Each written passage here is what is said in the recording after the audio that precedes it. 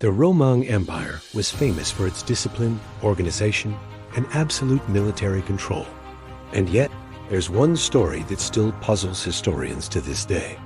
The story of an entire Roman legion that simply vanished. In 53 BC, Rome was locked in a bitter war with the Parthian Empire on its eastern frontier.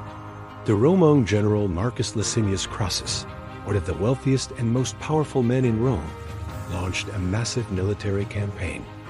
He wasn't just seeking victory, he was hunting for glory and power. But what followed became one of the greatest disasters in Roman history.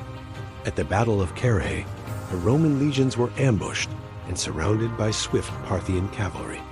The Romans, masters of close-quarters combat in tight formations, were completely helpless against the fast-moving horse archers, who rained down arrows from a distance.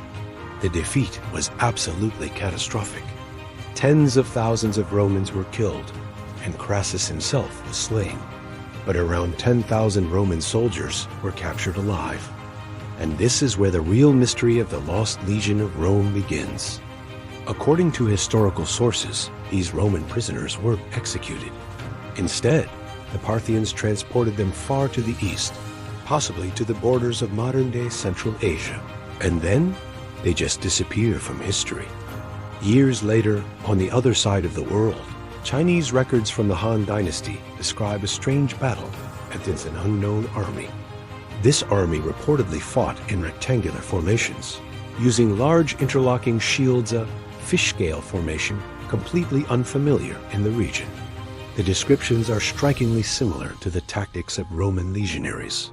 Even more intriguing, after this encounter, the Chinese established a settlement called Lycian. Some researchers believe this name might be a transliteration of the word legion. For decades, the idea that Roman soldiers actually reached China was dismissed as a wild fantasy. But the theory never fully disappeared. Modern investigations have only added new layers to the mystery. Some inhabitants of the Lycian area today have been observed to have features like lighter eyes and taller stature, which are not typical for the region. Genetic studies have been conducted, but the results were inconclusive and failed to provide any definitive proof of Roman ancestry. And so, the questions remain. What really happened to those thousands of Roman legionaries after the Battle of Carrhae? Did they die in captivity?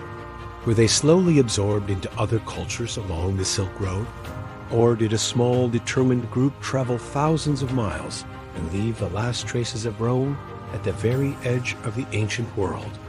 Rome was an empire obsessed with records and documentation.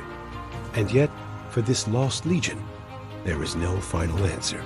Perhaps the lost legion of Rome reminds us that no matter how powerful an empire becomes, history will always hold secrets just beyond our reach.